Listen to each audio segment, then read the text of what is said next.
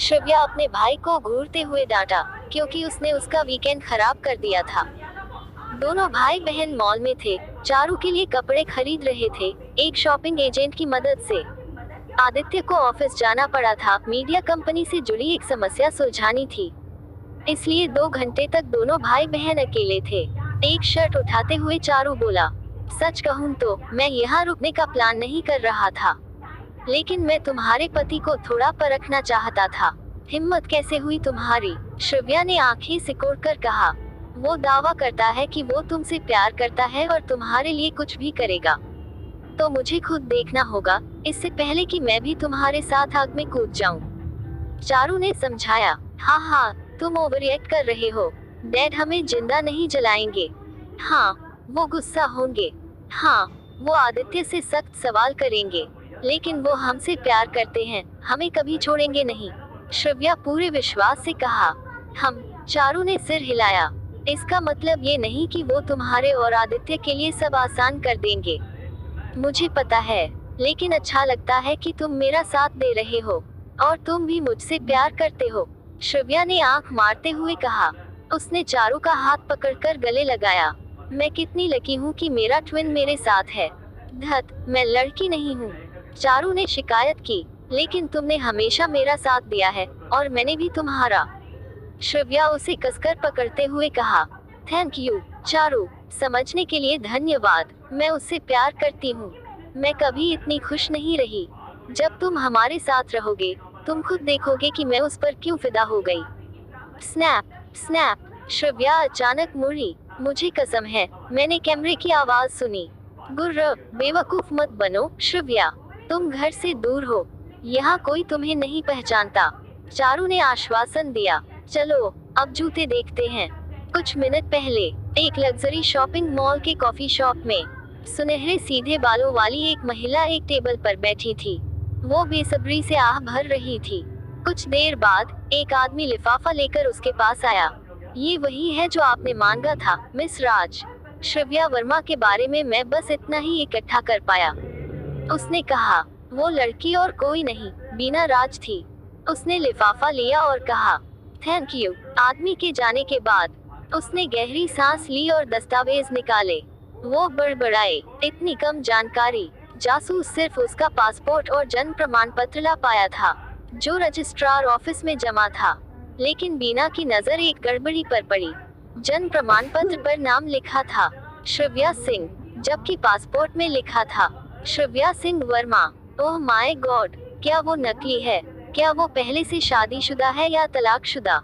बीना ने हैरानी से कहा। आदित्य ने ये कैसे मिस कर दिया? क्या उसे परवाह ही नहीं? उसे लगा ये उसका एक हथियार हो सकता है, लेकिन शायद ये काफी नहीं था। वो कॉफी शॉप से निकली और पार्किंग की ओर बढ़ी। तभी उसकी नजर श्रव्या पर पड़ी, जो एक हाई एंड बुटीक में एक आदमी को गले लगा रही थी। ओह, ये कमीनी, ये आदित्य को धोखा दे रही है, या फिर अभी भी किसी और से शादीशुदा है। बीना चुपके से दुकान के अंदर घुसी। कपड़ों की कतार के पीछे छिपकर उसने दोनों की कई तस्वीरें खींच ली। श्रव्या अचानक उसकी दिशा में मुड़ी, तो बीना झट से झुक गई। जब श्रव्या और वो अनजान आदमी दुकान से बाहर निकले, बीना के चेहरे पर एक खतरनाक मुस्कान थी। पहला, उसे पता चला कि श्रव्या का नाम वो नहीं है जो आदित्य सोचता है। दूसरा, श्रव्या आदित्य को धोखा दे रही है और उसके पास सबूत है। तीसरा, सिर्फ 1 घंटे पहले वीआर के भारत असल मीडिया को एक विरोधी टीवी नेटवर्क ने घेरा था, ये आरोप लगाते हुए कि रॉय कपूर किसी अवैध काम में शामिल हैं। बीना ने तय कर लिया, यही उसका मौका है कंपनी में अपनी पहचान बनाने का। वीआर के मीडिया पर मुसीबत मंडरा रही थी। आदित्य को उसके परिवार की मदद की जरूरत पड़ेगी। वो बुदबुदाए, सब कुछ मेरे हक में होता जा रहा है। इस बीच वीआर के भारत असल मीडिया के सीईओ ऑफिस के अंदर आदित्य और उसके पिता विपिन राय कपूर टीवी के सामने हाथ बांधकर खड़े थे। उनके पीछे उनके असिस्टेंट्स खड़े थे। इसे फिर से चलाओ, आदित्य ने आदेश दिया, और व्यास ने घबराहट में न्यूज को दोबारा प्ले किया, जो एक प्रतिस्पर्धी टीवी नेटवर्क पर प्रसारित हुई थी। न्यूज में एक महिला का इंटरव्यू दिखाया गया, जिसका नाम और चेहरा उजागर नहीं किया गया था। सभी ध्यान से सुन रहे थे। मुझे वीआरके ने ऑडिशन के लिए बुलाया था। मुझसे वादा किया गया था स्टारडम का, विदेश में एक्टिंग वर्कशॉप का और वापस आने पर ऑफिशियल कॉन्ट्रैक्ट का। महिला रोते हुए बोली। फिर उसने कहा, लेकिन इसके बजाय मुझे दूसरे महाद्वीप में ले जाया गया और मुझे वेश्यावृत्ति में धकेल दिया गया। रिपोर्टर ने पूछा, क्या आपको यकीन है कि वीआरके मीडिया इसमें शामिल था? महिला ने जवाब दिया, हाँ, मुझे पूरा यकीन है। ये उनके एक लोकल ब्रांच का ऑडिशन था।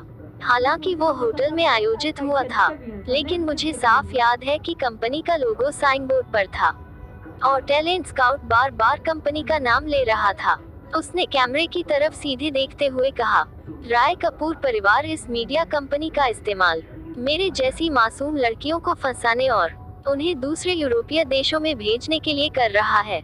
ये भयानक है और उन्हें जेल के पीछे होना चाहिए। इंटरव्यू खत्म हुआ और उसके बाद शहर के गवर्नर का बयान आया। हम दिल्ली शहर को आश्वस्त करते हैं कि वीआरके मीडिया की जांच की जाएगी। राय कपूर परिवार विशेष रूप से जांच के दायरे में रहेगा, क्योंकि संभव है कि वे मानव तस्करी में शामिल हों। गवर्नर ने कैमरे की ओर देखते हुए कहा, कानून से ऊपर कोई नहीं है, चाहे वह राय कपूर जैसा प्रतिष्ठित परिवार ही क्यों न हो। वीडियो खत्म होते ही आदित्य और उसके पिता स्तब्ध रह गए। विपिन ने बार बार सिर हिलाया, जबकि आदित्य ने दांत भींच लिए। क्या मैं इसे संभाल पाऊंगा? आदित्य ने मन ही मन सोचा। उसे महसूस हुआ कि उसकी मैनेजमेंट स्किल्स की असली परीक्षा शुरू हो चुकी है। ये कहना कि उसके सिर पर बहुत कुछ है, एक बहुत छोटा बयान था। मीडिया कंपनी मुसीबत में थी और ये सब उसी समय हो रहा था जब वह अपने पिता से कंपनी की कमान संभालने वाला था, आने वाला सीईओ बनने वाला था और आखिर में उसे अभी भी लाई डिटेक्टर टेस्ट पास करना सीखना था, जबकि एक हफ्ते तक चारू वर्मा की निगरानी में रहना था। आदित्य ने गहरी सांस ली और कहा, मुझे इस पर सोचना होगा, मुझे अपनी मसाला चाहिए। 3 दिन बीत गए। बेस्ट कॉफी बेस्ट हस्बैंड के लिए, श्रव्या ने मुस्कुराते हुए कहा और कॉफी का कप आदित्य की तरफ बढ़ाया। वो उसका मूड हल्का करना चाहती थी। आदित्य मुस्कुराया और स्पिल प्रूफ मग लिया, जिसे श्रव्या ने खास तौर पर तैयार किया था। उसने उसे गले लगाया और उसकी हल्की सी खुशबू महसूस की। दोनों लिविंग रूम में थे। आदित्य काम पर जाने के लिए तैयार था। उसे अच्छी कॉफी की जरूरत थी और पिछले 3 दिनों से श्रव्या ये सुनिश्चित कर रही थी। वो आधी रात के बाद घर लौटता और जब घर पर होता तो ज्यादातर वक्त लैपटॉप के सामने रहता। ऑफिस में भी वो लगातार फोन पर रहता, शेयर होल्डर से बात करता, वीआरके एसएल मीडिया की अलग अलग ब्रांच हेड से कम्युनिकेट करता। वो कोशिश कर रहा था कि स्कैंडल की जड़ तक पहुंचे, जिसने कंपनी को हिलाकर रख दिया था। खबर आने के अगले दिन, जब मानव तस्करी के आरोप लगे, विपिन राय कपूर के नेतृत्व में मीडिया कंपनी ने बयान दिया और सभी आरोपों से इनकार किया। लेकिन गवर्नर अभिषेक बिंद्रा इस बात पर अड़ा था कि राय कपूर परिवार अपराध में शामिल है। उसने और गवाह ढूंढने शुरू किए, ऐसे लोग और पीड़ित जो वीआरके की तरफ उंगली उठा सके। नतीजा ये हुआ कि सरकार ने परिवार की सभी लिक्विड एसेट्स पर रोक लगा दी। राय कपूर परिवार के सभी नकद संसाधन वीआरके मीडिया से लेकर आग फाइनेंशियल गोल्ड तक अधिकारियों की जांच के दायरे में आ गए। सरकार परिवार की आर्थिक गतिविधियों पर नजर रखना चाहती थी ताकि किसी गड़बड़ी का पता लगाया जा सके। श्रव्या ने धीरे से पूछा, क्या कंपनी अभी भी इनॉग्रेशन पार्टी कर रही है? आदित्य ने सिर हिलाया। हम नहीं चाहते लोग सोचे कि हम दोषी हैं, स्वीट हार्ट। हम अपने प्लान्स के साथ आगे बढ़ेंगे। लेकिन तुमने कहा था कि बैंक अकाउंट्स फ्रीज हो गए हैं। श्रव्या ने पूछा, सभी नहीं, बस बड़े अकाउंट्स। उसने उसके गाल को सहलाया। इस वीकेंड की पार्टी पहले से पे हो चुकी है और हमारे वकील गवर्नर के फैसले को चुनौती दे रहे हैं। अगर लिक्विड एसेट्स ही बंद कर देंगे तो कर्मचारियों को सैलरी कैसे देंगे? चारू बीच में आया, लिविंग रूम से बाहर आते हुए, सूट में सजा हुआ। कुछ गड़बड़ जरूर है, आदित्य ने आह भरी। गवर्नर बनने से पहले हमारी न्यूज टीम ने उसकी कुछ संदिग्ध डील्स उजागर करने की कोशिश की थी। अभिषेक बिंद्रा रिश्वत लेता था।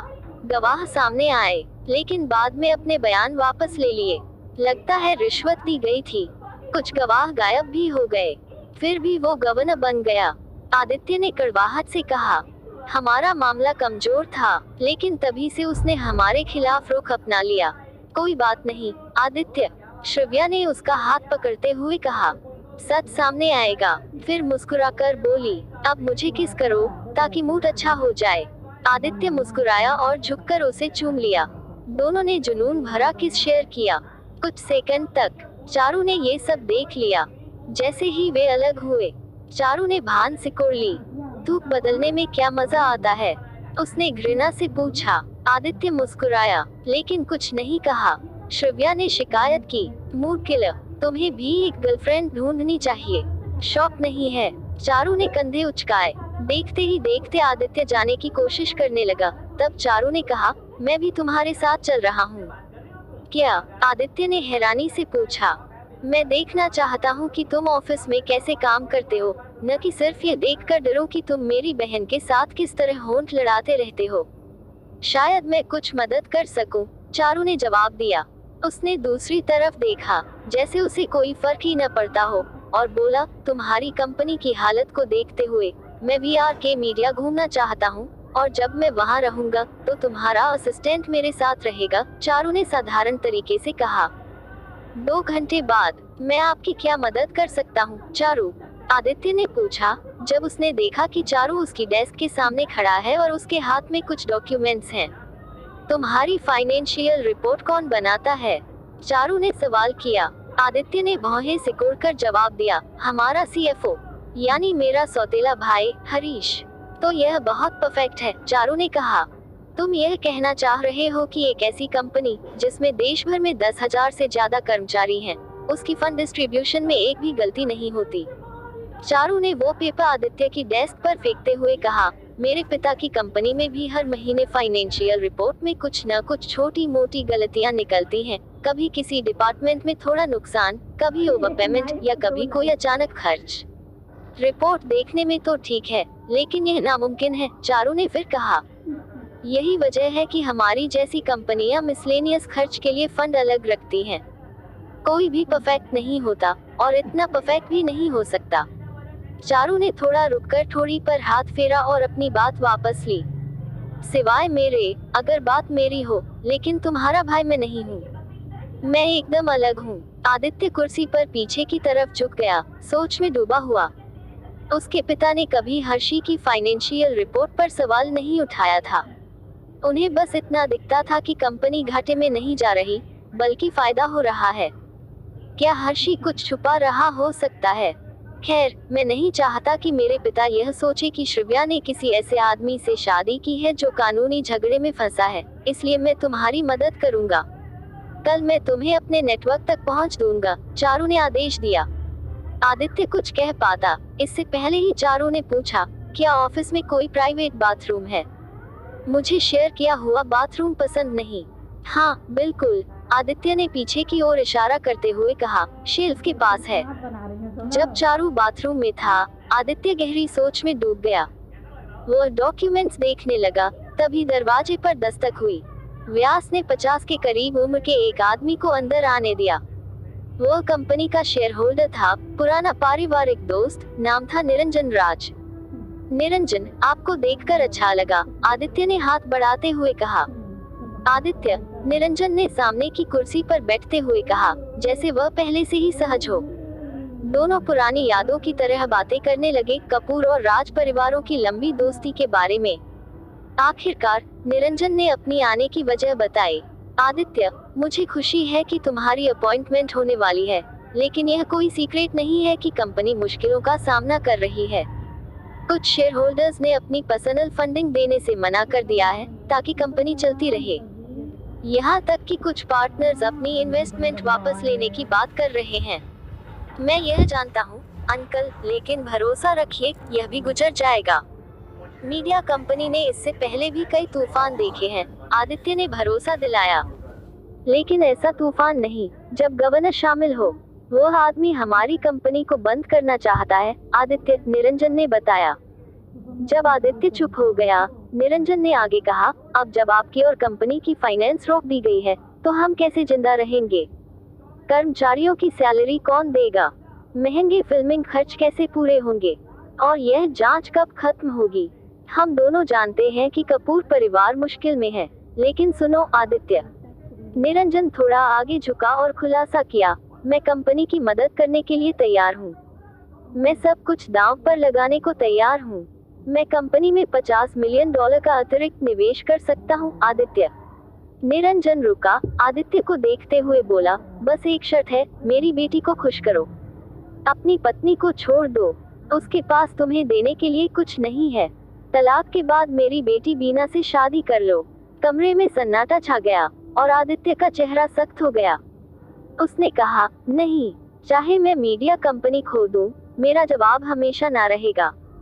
मैं बीना से प्यार नहीं करता, मैं सिर्फ अपनी पत्नी से प्यार करता हूँ, श्रव्या से, आदित्य ने कहा। अचानक कमरे का माहौल ठंडा हो गया। निरंजन ने देखा कि आदित्य टस से मस नहीं हो रहा। वह उठा और मेज पर हाथ पटक दिया। ठीक है, जैसा चाहो, लेकिन सुनो, मैं कल बाकी शेयरहोल्डर्स को मनाऊंगा कि वे अपनी इन्वेस्टमेंट वापस ले लें। समझे आदित्य, तुमने मेरी बेटी को ठुकराकर बहुत बड़ी गलती की है, सिर्फ इसलिए कि वो एक साधारण लड़की है। निरंजन यह कहकर गुस्से में बाहर चला गया और जोर से दरवाजा बंद कर दिया। क्या उसने मेरी बहन को साधारण कहा? आदित्य ने मुड़कर देखा, चारू का चेहरा गुस्से से लाल हो गया था।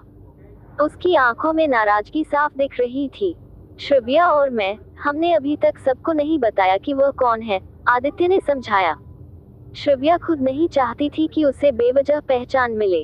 अपनी अपॉइंटमेंट सेलिब्रेशन में चारू ने ठंडे स्वर में कहा, दुनिया को दिखा देना कि तुमने किस साधारण लड़की से शादी की है।